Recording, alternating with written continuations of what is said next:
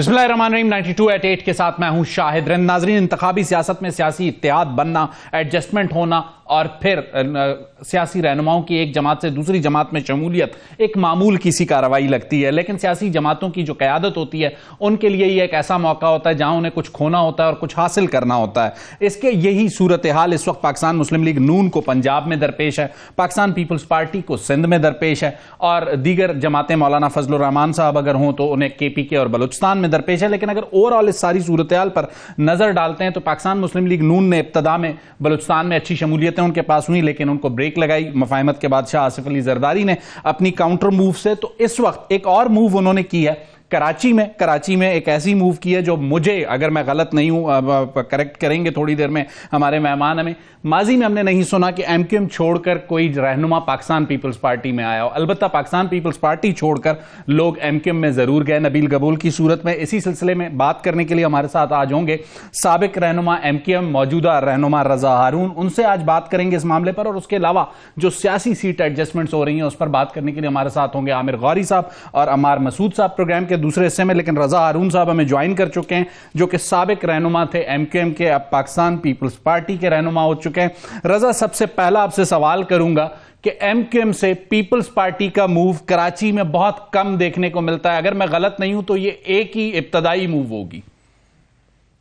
जी शाहिद भाई, thank you, आपने तारुफ कराया। नंबर एक तो मैं करेक्शन करा दूं, MQM मैंने 2016 में छोड़ दी थी, तो मैं MQM छोड़ के पीपल्स पार्टी में नहीं जा रहा हूँ। फैक्चुअल करेक्ट है। दूसरा, फिर मैंने PSP ज्वाइन की थी, हमने मिल के बनाई थी मुस्तफा कमाल साहब के साथ। बिल्कुल ठीक। वो मैंने दिसंबर 2018 में उसको भी छोड़ दी थी। सही। तो राइट एट द मोमेंट गुज़िश्ता कोई 5.5-6 साल से मैं किसी सियासी वर्कर या रहनुमा नहीं था, बल्कि अपनी आजाद हैसियत में जो भी सियासी कॉलम निगारी थी वो मैं करता था। बिल्कुल ठीक। यहाँ तक आपने कहा कि पीपल्स पार्टी और MQM बिल्कुल एक बड़ा माजी है, 30-35 साल की एक तारीख है, उसमें अप्स भी हैं, डाउन्स भी हैं, पॉजिटिव्स भी हैं, नेगेटिव्स भी हैं। बिल्कुल। और इसके बावजूद 4 दफा MQM और पीपल्स पार्टी का इत्तेहाद भी हुआ है बिल्कुल सिलसिले। बिल्कुल ऐसा ही है। तो ये सब चीजें अप्स एंड डाउन चलती रहती हैं।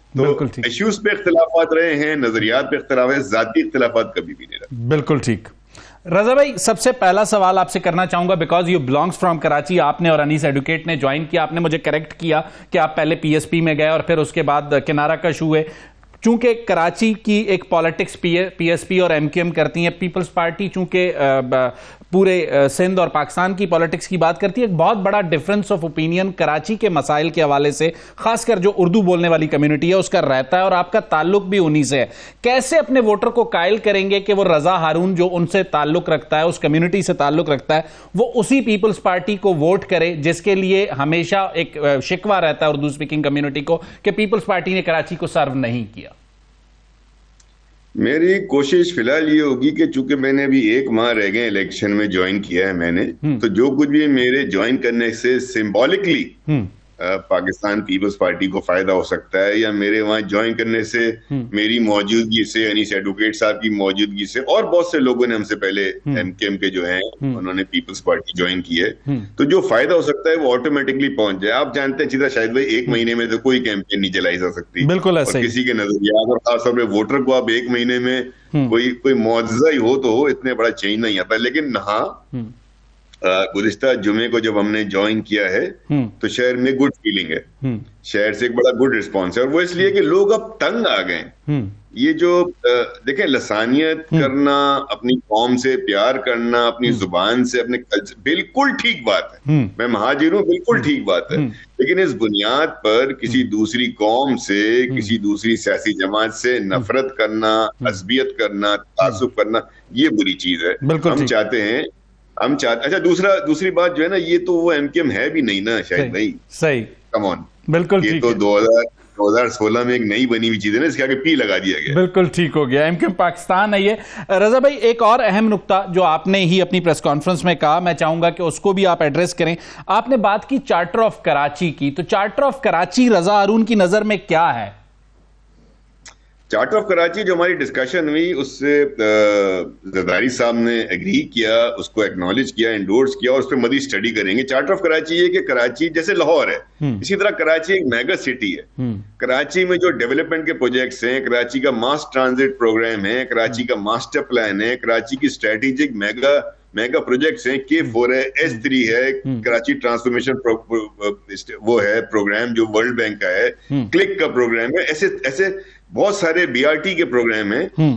तो चार्टर ऑफ कराची ये कहता है कि तमाम सियासी जमातें जो कराची की स्टेक होल्डर हैं वो इलेक्शन जीते या नहीं जीते, हुकूमत में आए या ना आए, लेकिन सब एक जगह बैठकर एक चार्टर जरूर साइन करें कि जो भी कराची के तरक्याती काम है, कराची के इंफ्रास्ट्रक्चर की डेवलपमेंट के जितने सारे काम हैं, उसको हम सब मिलकर जारी रखेंगे और उस पर सब दस्तखत करें। हमारे यहाँ बदकिस्मती ऐसी है कि एक सियासी जमात जब हुकूमत में आती है, वो कोई काम शुरू करती है, दूसरी सियासी जमात की ऑपोजिशन उस तरक्याती काम को रोकती है, उसको खराब करने की कोशिश। बिल्कुल ऐसा ही है। नतीजा ये कि कराची के कोई भी काम आगे नहीं बढ़ पाता। लाहौर की मिसाल ले लें तो लाहौर तरक्की इसलिए कर रहा है, उसमें बेहतरी इसलिए आ रही है कि वहां एक सियासी जमात सूबाई हुकूमत में हो, उसके बाद अगर दूसरी आती है तो पिछले वाले के कामों को जारी रखती है और उसे मजीद बेहतरी लाती है। बिल्कुल ठीक। इसलिए हमारी चार्टर ऑफ कराची की जो कोशिश है, चंद बुनियादी नुकात उसके यही है कि मकामी हुकूमतों को मजीद एम्पावर किया जाए, डेवोल्यूशन ऑफ पावर हो,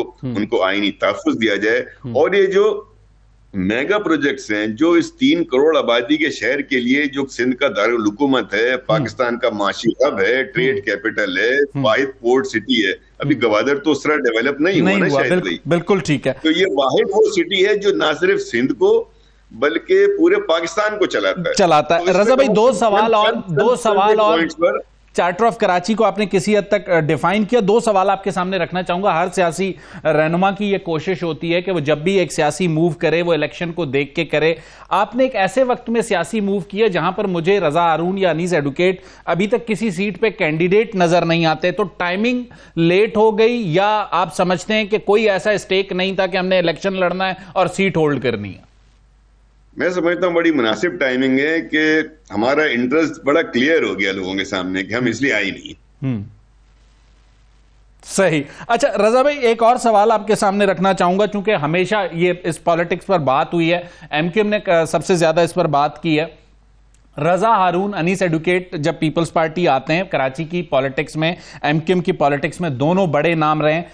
क्या आने वाले दिनों में पीपल्स पार्टी की पॉलिटिक्स को इतना रिफॉर्म कर पाएंगे कि सिंध का कोई वजीर आला कराची से होना चाहिए और उसमें किसी को हर्ज नहीं होना चाहिए, और यही वो सिंबॉलिक इंक्लूजन है पीपल्स पार्टी के अंदर इतने हाईएस्ट लेवल के ऊपर। इस सिंबॉलिक इंक्लूजन से मैसेज यही जाता है। अब इसकी प्रमोशन, इसकी एक्सेप्टेंस दोनों कम्युनिटीज को मिलाना।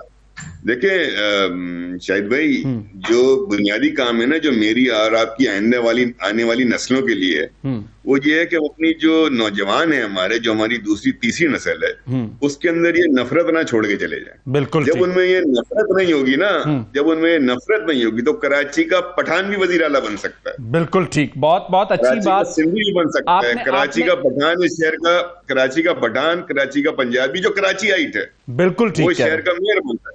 बिल्कुल ठीक कह रहे हैं। हमने फिर देखना होगा कि उसकी अहलियत पूरी है, उसके स्किल्स पूरे हैं और वो डिलीवर कर सकता है। बिल्कुल ठीक है, बहुत अहम नुक्ता आपने उठाया। रजा भाई, एक और अहम नुक्ता आपके सामने रखना चाहूंगा। आपके साबका दोस्त हैं, सारे एमक्यूएम में या पीएसपी में रहे, कॉन्स्टिट्यूशनल अमेंडमेंट्स की बात की है एमक्यूएम ने, खासकर लोकल बॉडी सिस्टम के लिए। गो कि आपने कहा कि नफरतें नहीं मोहब्बतें बढ़ाने की बात है। अगर एक अच्छी चीज, जैसे आपने चार्टर ऑफ कराची पे भी कहा कि तमाम स्टेक होल्डर्स इकट्ठे हों, अगर एमक्यूएम एक अच्छी चीज इनिशिएट करती है तो रजा हारून और पीपल्स पार्टी मिलकर उसको सपोर्ट करेंगे, जो खासकर लोकल बॉडीज के हवाले से जो कॉन्स्टिट्यूशनल अमेंडमेंट्स एमक्यूएम मांग रही है। एक बहुत ही comprehensive constitutional amendment doctor Sania Nishtar साहिबा ने सेनेट में जमा कराई है। तो एमक्यूएम को भी चाहिए था ना कि 1.5 इंच की मस्जिद अलग से नहीं बनाते, उसी को आगे लेके चलते। रजा भाई, आपका बहुत बहुत शुक्रिया, आपने अपना कीमती वक्त हमें दिया और कराची की वजह से आपकी पीपल्स पार्टी की ज्वाइनिंग जो है उस पर आपने बड़ी खुलकर बात की और कराची के मसाइल और पीपल्स पार्टी की पॉलिटिक्स पर बात की। नाजरीन, लेंगे एक छोटी सी ब्रेक के बाद आएंगे आमिर गौरी साहब और अमार मसूद साहब होंगे, जरा कौमी सियासत पर जो कुछ हो रहा है उस पर उनसे बात करेंगे एक ब्रेक के बाद।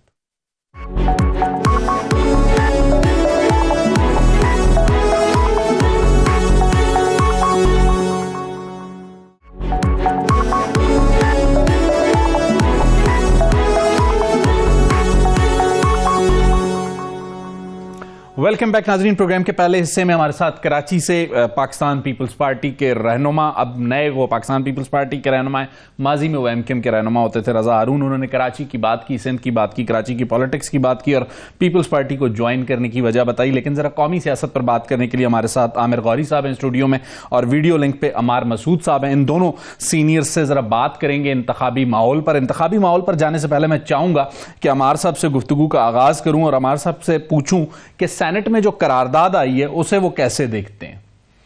मैं उसको बहुत बुरी तरह देखता हूं और ये जो कुछ हुआ है ये नहीं हुआ, ये एक तरह से अब समझ लीजिए जमहूरियत को एक धचका सा लगा है।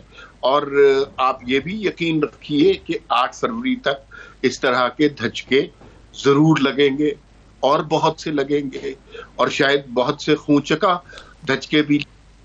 लेकिन मुझे यूं लगता है, और मैं खुशगुमान आदमी हूँ, ऑप्टिमिस्ट आदमी हूँ, मुझे यूं लगता है जैसे कैसे धचके खाती हचकोले खाती जमहूरियत की गाड़ी 8 फरवरी तक इलेक्शन के स्टेशन तक पहुंच जाएगी। सेनेट में जो कुछ हुई तो अहमकाना कार्रवाई है, उसका कोई इम्पैक्ट ना इलेक्शन पर है ना इलेक्शन कमीशन पर है, लेकिन एक फीलर छोड़ा गया है। 12-14 अफराद थे, ना कोरम ना उसका कोई इम्पैक्ट हो सकता था। अचानक एक फुलझड़ी हुई है, धमाका भी नहीं हुआ, एक अचानक फुलझड़ी सी है। उस फुलझड़ी से लोगों ने थोड़ी देर के लिए तमाशा देखा, फिर उसके बाद उनकी वजह किसी और तमाशे की तरफ मबजूल हो गए। लेकिन इसका मतलब ये जरूर है कि हमें ये बताया गया कि इलेक्शन तक बहुत से स्पीड ब्रेकर हमारे रास्ते हाइल हैं। बहुत सारे लोग इस बात के मुंतजिर हैं कि किसी एक स्पीड ब्रेकर पर जमहूरियत की गाड़ी फट जाए या कहीं से रेड सिग्नल आ जाए, जिसके मुझे इम्कान बहुत ही कम नजर आते हैं। लेकिन चूंकि हमारे मुल्क की एक तारीख रही है जहां जरा जरा सी बात पर तख्ता जमहूरियत उलटता गया है, लिहाजा लोग तवक्को कर रहे हैं इसी तरह का कोई वार होने लगा है। बिल्कुल बिल्कुल। अमार साहब एक मिनट के लिए आपको रोकूंगा, गौरी साहब को भी शरीक के गुफ्तगू करूंगा। गौरी साहब, मैं चाह रहा था कि आप सेनेट की करारदाद पे जरूर अपना टेक दें, लेकिन अमार साहब ने एक बहुत अहम नुक्ता उठाया। उन्होंने कहा कि गाड़ी स्पीड ब्रेकर से गुजर रही है। क्या जमहूरियत की गाड़ी इस हालत में है कि इन स्पीड ब्रेकर से गुजरते हुए अपने टायराड बचा सके?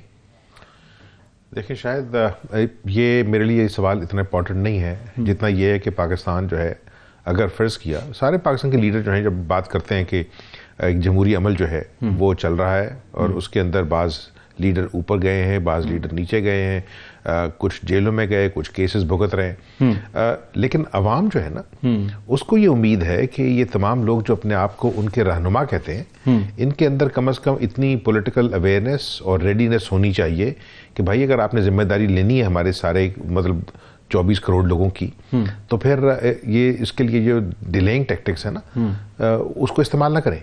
ये जो शकूक डालने वाली बात है ये इतनी शर्मनाक है कि आप देखें ना उन इलाकों की जिनकी बात की जाती है वहां सर्दी बड़ी है, तो मजाक में तो ये कहा जा सकता है कि भाई आप 2 स्वेटर पहन लें उस दिन, सही, कोई एक लंडे से लेकर जैकेट पहन लें, सही, वहां जिंदगी तो नहीं रुकती, सही, ठीक है ना। तो लोग सब मुश्किलात होती नहीं, मुश्किलात देखें, मेरी बात सुने, जो इस मुल्क की मुश्किलात है उससे ज्यादा बड़ी मुश्किलात नहीं है, ठीक है ना। और अगर फर्ज किया उनसे पूछे कि फिर ऐसे करें कि कितने दिन, क्या गारंटीज हैं कि जो क्लाइमेट चेंज है उसकी वजह से मार्च में बर्फें इतनी नहीं पड़ जाएंगी? बिल्कुल ठीक है।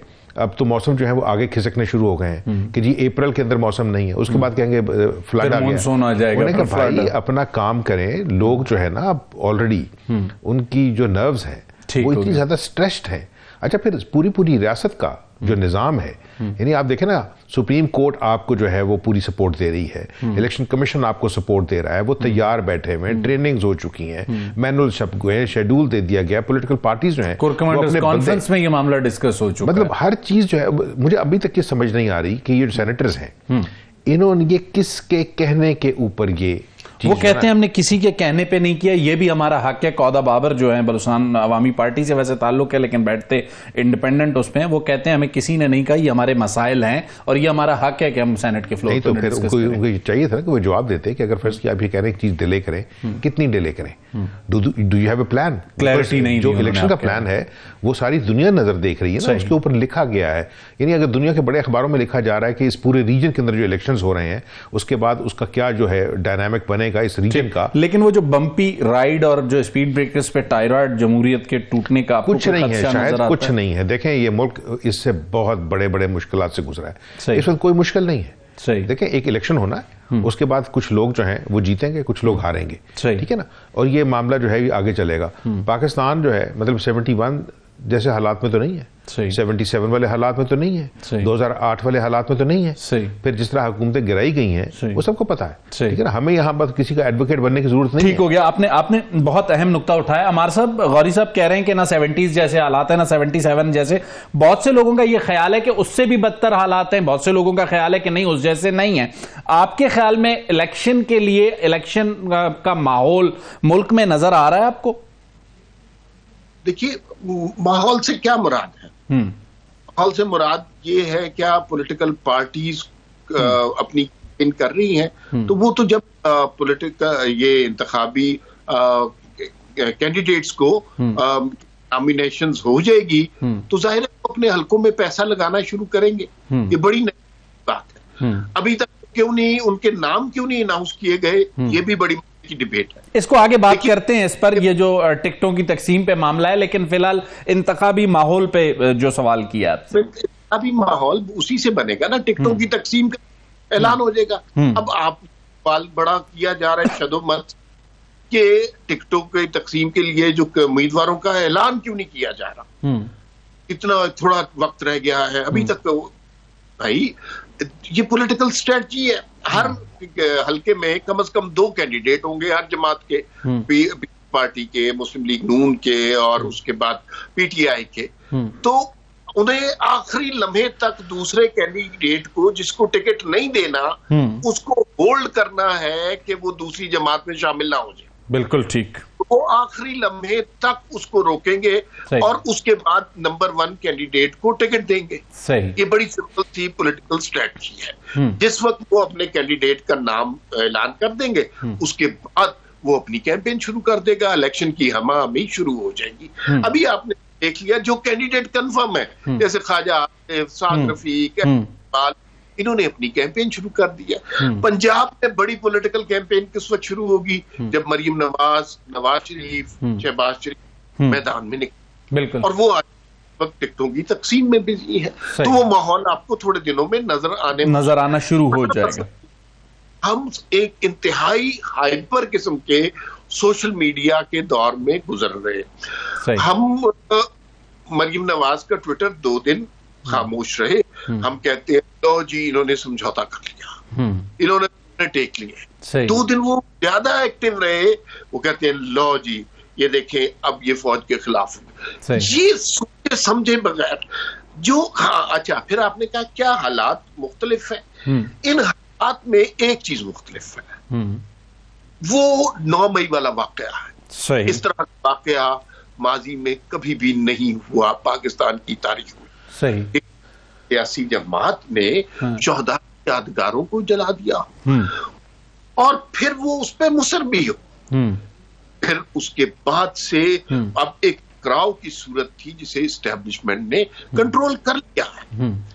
फसाद, वो फितना, वो इंतशार, वो सबको अब कंट्रोल कर लिया गया है। वो कैफियत माजी में कभी नहीं थी, वो कैफियत से अब पाकिस्तान दरपेश है। बिल्कुल ठीक। और से गुजरना पड़ रहा है।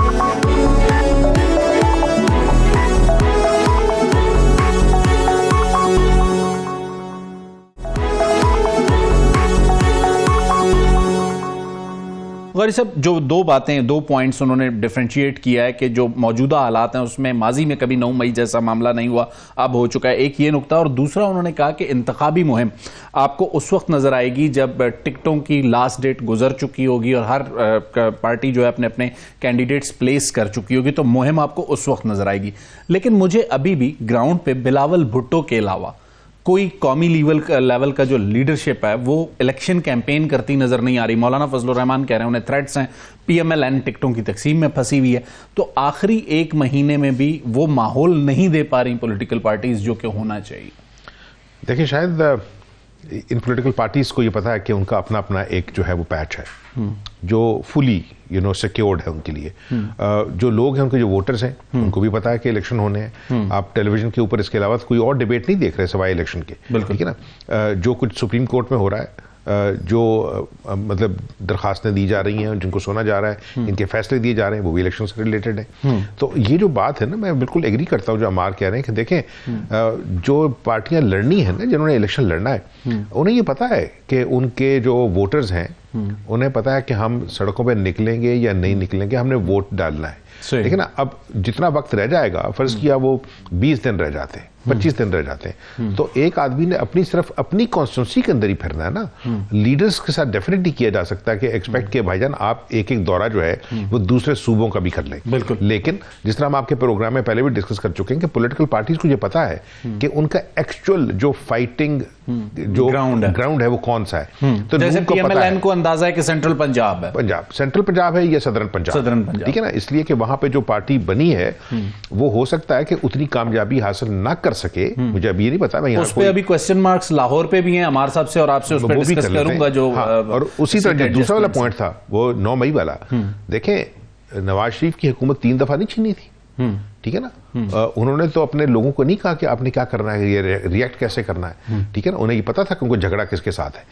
मतलब खान साहब के साथ जो हुआ है और उनके फॉलोअर्स के साथ जो हुआ है, ये उन बच्चों के तो माइंडसेट नहीं हो सकता कि हमने क्या जाकर आपको यहाँ रोकूंगा। जो एदादो शुमार मेरे पास हैं उसके मुताबिक इलेक्शन कमीशन कहती है कि तहरीक इंसाफ के कौमी असेंबली के लिए 843 में से 598 कागजात नामजदगी मंजूर हुए हैं। मतलब जो रिजेक्ट हुए हैं वो 245 के करीब हैं, उनमें से भी अक्सरियत को ट्रिब्यूनल से रिलीफ मिल रहा है। तो लेवल प्लेइंग फील्ड वाला जो गिला या शिकवा पीटीआई का हमें नजर आता है वो तो किसी हद तक एड्रेस हुआ शायद। तो उनको तकलीफ असल ये है कि जो पिछली दफा ट्रक भर के या ट्रॉली भर के दी गई थी, वो सारे बंदे तो उन्होंने अपनी अपनी ट्रॉलियां कहीं और ले गए हैं, तो जो इलेक्टेबल सिलेक्टेबल से वो तो है नहीं।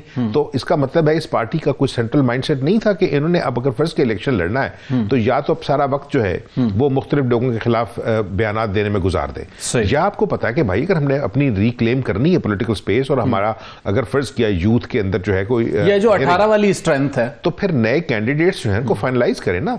अब आप देखें हाल ये हो गया पार्टी का, मतलब क्रिटिसाइज नहीं कर रहा, लेकिन परेशानी तो जरूर है कि अगर वो फर्ज की एक नेशनल लेवल की पार्टी है कि उसकी जो लीडरशिप है वो आज से साल 2 साल पहले उस पार्टी के अंदर थी नहीं, ठीक है ना। तो अगर फर्ज के उन लोगों ने लड़ना है तो वो पॉलिटिकल फाइटर्स के तौर पे ये लड़ेंगे इलेक्शन। लेकिन आपने कहा कि अगर 78-79% लोग जो तकरीबन जो मेरे सामने आता मतलब उनके, तो वो जो सारा प्रोपेगेंडा है कि जी हमारे लोगों को उठाया जा रहा है, उन्होंने कहा भाई ये एक्सेप्ट हो गया ना। 76.18% है जो कागजात मंजूर हैं, 75% से ज्यादा। अमार साहब, गौरी साहब के सामने मैंने ये सवाल रखा, आपके सामने भी रखूंगा, और गौरी साहब ने जो नुक्ता रखा कि उस जमात को अब वो जिसे कहते हैं फील्ड नहीं मिल रही जो 2018 में थी, इसीलिए वो लेवल प्लेइंग फील्ड मांग रहे हैं। आप गौरी साहब के नुक्ता निगाह से एग्री करते हैं अमार साहब?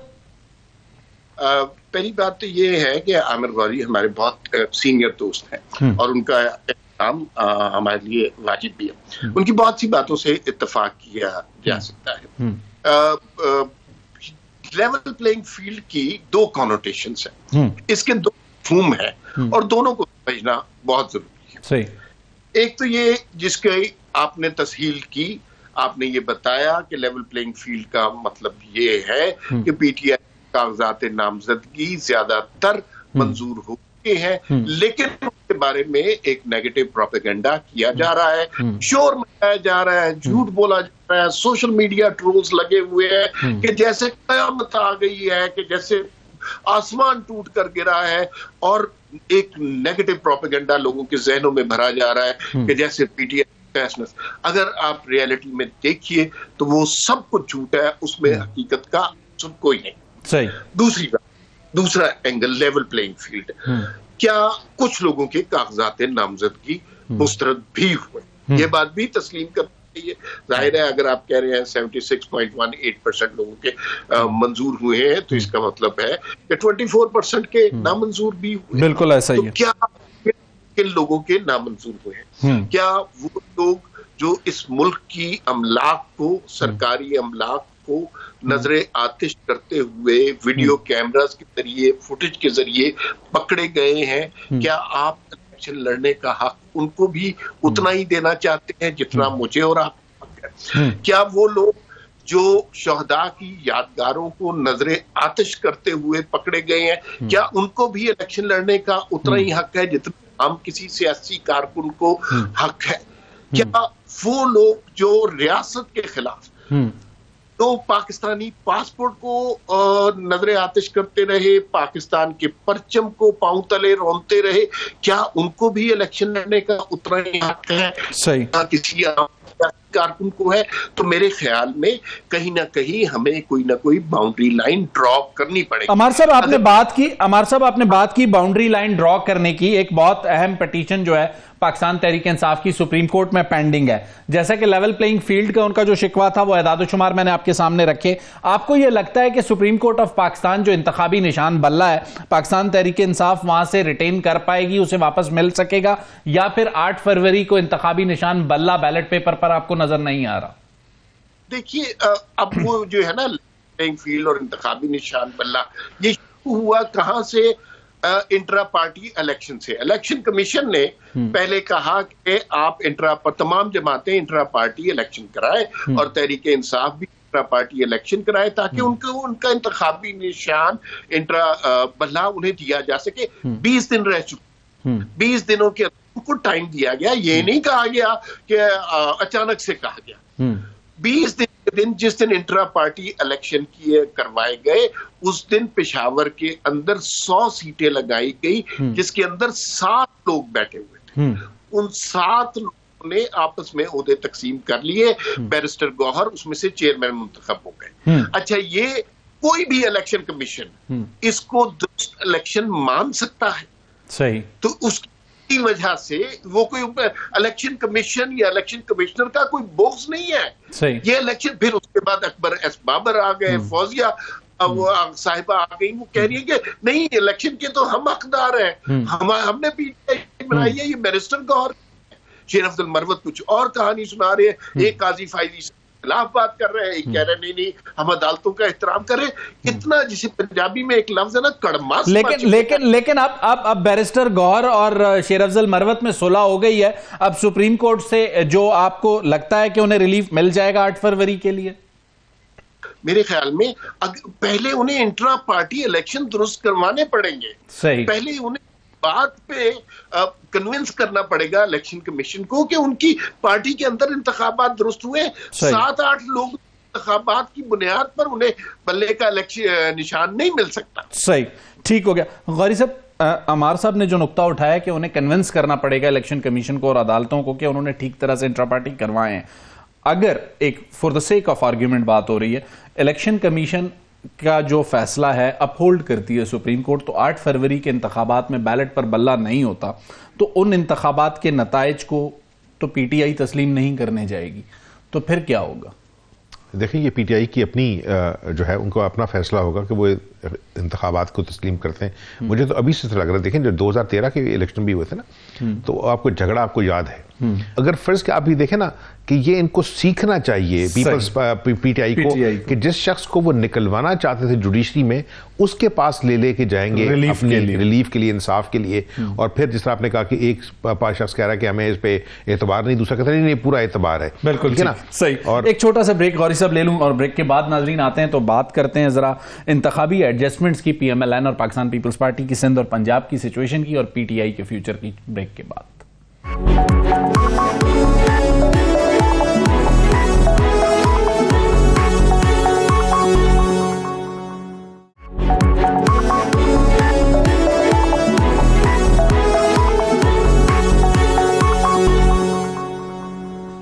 वेलकम बैक नाज़रीन। प्रोग्राम के लास्ट सेगमेंट में बात करना चाह रहा था जरा सीट एडजस्टमेंट्स की और पंजाब और सिंध की सियासी सूरत-ए-हाल की, लेकिन गौरी साहब अपना एक आर्ग्यूमेंट पूरा करना चाह रहे थे 2 चीफ्स के हवाले से। अगर गौरी साहब नहीं, मैं सिर्फ ये कहना चाह रहा था कि देखें ये एक ट्रिकी सिचुएशन है और उसमें अगर फर्ज की आप इलेक्शन लड़ना चाह रहे हों और आपकी तैयारी जो है वो कन्फ्रंटेशनल रही हो, आप ऑर्गेनाइजेशनल तैयारी नहीं कर रहे, हमें ये नुकसान पहुंचा रहा है, हमें वो फलाना हमारे खिलाफ है, नैरेटिव बिल्डिंग, हाँ, तो ये बताती है कि जो माइंड सेट है पार्टी का वो पॉलिटिकल नहीं है, ठीक है ना।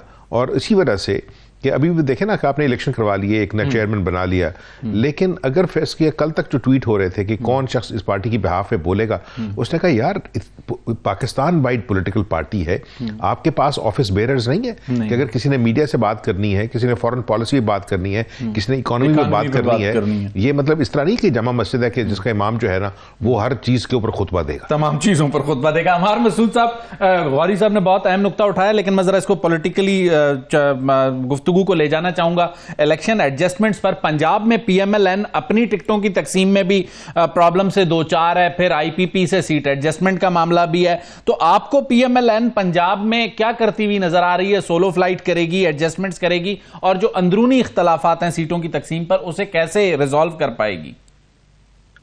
देखिए, जो मेरी इत्तलात है वो आईपीपी के साथ कोई ऐसा खास इत्तेहाद नहीं हो रहा, ना सीट एडजस्ट। उन्हें आखिरी लम्हे तक इस उम्मीद आस में जरूर रख रहे हैं कि उनके साथ होगा, सीट एडजस्टमेंट होगी, लेकिन नहीं, इनके अपने खेड़े नहीं खत्म हो रहे। असल मसला वो बना हुआ है, राजा रियाज के साथ जो वादा किया था तहरीके अदम में जो कैंडिडेट्स थे, उनके साथ जो वादा किया हुआ है वो बहुत तकलीफदेह चीज इनके लिए बनेगी। पहले इन्होंने जब पहले थे ज़िमनी 20, उसमें तहरीके इंसाफ के उम्मीदवारों को दिए थे और मुंह की खाई थी, बहुत हुए थे नून लीग वाले। हालांकि मरियम ने बड़ी भरपूर कैंपेन बनाई, लेकिन नून लीग का वोटर पीटीआई के कैंडिडेट को वोट नहीं देगा। सही। अब वही अब तलाल चौधरी एक साइड पे है और उनके मुकाबले में नवाब शेरू है जिनका ताल्लुक पीटीआई के साथ है, जड़ा वाले। तो लाल चौधरी जिसने ना, लेकिन अमर साहब विद इन पीएमएलएन भी तो मसला है, अली गौर बलोच, आयशा रजब अली हमारे सामने है। तो इसका मतलब है कि पार्टी के अंदर बेतहाशा लोग और स्ट्रॉन्ग कैंडिडेट्स हैं टिकट हासिल करने के लिए। ये बहुत अच्छी बात है, इसमें कोई ऐसे की बात तो नहीं है। मसला तो पीटीआई का, यहाँ कई नशिस्तें हैं जहां टिकट लेने वाला ही कोई नहीं। सही। मसला पीपल्स पार्टी का पंजाब में है जहां कैंडिडेट ही नहीं मिल रहा। सही। तो उन लोगों, पीएमएलएन तो बड़ी अच्छी पोजीशन में है कि एक सीट के लिए, एक पीपी की सीट के लिए लोग लड़ रहे हैं और हर तरह का इन्फ्लुएंस इस्तेमाल कर रहे हैं। ये बहुत अच्छी पोजीशन में है, इसलिए कि उन्हें पता है कि किस तरह की हवा चल रही है। ये पंजाब में हमेशा ही इस तरह होता है। राणा सनाउल्लाह ने जो बात की थी ना कि पंजाब में हम 119 से 120 सीटें ले लेंगे, ये बड़ी कैलकुलेशन के बाद की थी। ये लोग बड़े रिसर्च तरीके से इलेक्शन लड़ते हैं। अभी तो आप टीवी पे देखते हैं ना, माइक लोगों के मुंह पे घुसा के कहते हैं हाँ जी इमरान खान का या नवाज का 4-6 जलसे मरियम नवाज शरीफ को करने दे, फिर आप पंजाब में सर्वे कराइएगा। अमर साहब, एक मिनट, आपने बहुत अहम नुक्ता उठाया। आमिर गौरी साहब, दो चीजें। अमर मसूद साहब को पीएमएलएन बड़ी रिलैक्स और कंफर्टेबल जोन में नजर आती है। मुझे ऐसा लगता है कि ये जो अंदरूनी मसाइल हैं ये पॉलिटिकली डेंट डालेंगे इलेक्शन डे पे। लेकिन जो अगला नुक्ता उन्होंने कहा कि 5-6 जलसों के बाद पल्स चेंज हो चुकी होगी, वो जो नैरेटिव है वो चेंज हो चुका होगा। आपको ऐसा लगता है? मेरा ख्याल है कि थोड़ा सा अल्फाज की जो है ना चुनाव मेरा डिफरेंट होगा। वो ये है कि मेरा नहीं ख्याल कि पाकिस्तान पंजाब के अंदर लोगों को जो डाई हार्ड सपोर्टर रहे हैं पीएमएलएन के, उनको नवाज शरीफ के या मरियम के या शहबाज साहब के जलसों की जरूरत होगी। ठीक है ना? ये भी बात और रूरल पंजाब की डिवाइड आप देखिए, जो रूरल को अगर फर्ज किया आप सदर्न इस्तेमाल कर लें तो सदर्न जो पंजाब है उसके अंदर तो एक माइंडसेट हमेशा रहा है कि ये लोग पावर का हिस्सा रहना चाहते हैं। ठीक है ना? इस वजह से कि जो नवाज शरीफ का जो डाई हार्ड सपोर्ट बेस है वो अर्बन और इंडस्ट्रियल है। ठीक है ना? वो चाहे सेमी इंडस्ट्रियल हो, फैसलाबाद, सेंट्रल पंजाब मतलब गुजरांवाला, कसूर, सियालकोट, फैसलाबाद, लाहौर इटसेल्फ, तो ये तो उनको पता है। लेकिन दूसरी तरफ से अगर देखें ना कि अगर पाकिस्तान की जो बड़ी दूसरी पॉलिटिकल पार्टीज हैं, यानी पीपल्स पार्टी भी सीट एडजस्टमेंट चाहती है पंजाब, यानी कि हमारे साथ आप बंदे खड़े ना करें। यानी चौधरी जब गुजरात ये चाहते हैं कि हमें, सॉरी आपको इंटरप्ट कर रहा हूं, सिंध में पीपल्स पार्टी जो है 8 कौमी असेंबली और 11 सूबाई असेंबली की सीटों पे सिंध जो उसका स्ट्रांग होल्ड समझा जाता है वहां टिकटें नहीं दे सकी। मैं वही कह रहा हूं कि अगर देखें ना PMLN तो किसी से नहीं कह रही कि हमारे मुखालिफ बंदा खड़ा ना करो। इसका मतलब है कि दे नो देयर स्ट्रेंथ। नहीं, वो एमक्यूएम को मिन्नत तरला कर रहे हैं। नहीं, वो वहां कर रहे हैं, नहीं पंजाब में नहीं कर रहे। पंजाब में की बात करो, देखो ना, पर 141 सीटें हैं, तो अगर फर्ज किया 141 सीटों के अंदर से मेजॉरिटी सीट्स आप ले जाएं, 141 में गौरी साहब ये भी तो पॉसिबल नहीं है कि 120 PMLN जीत जाए।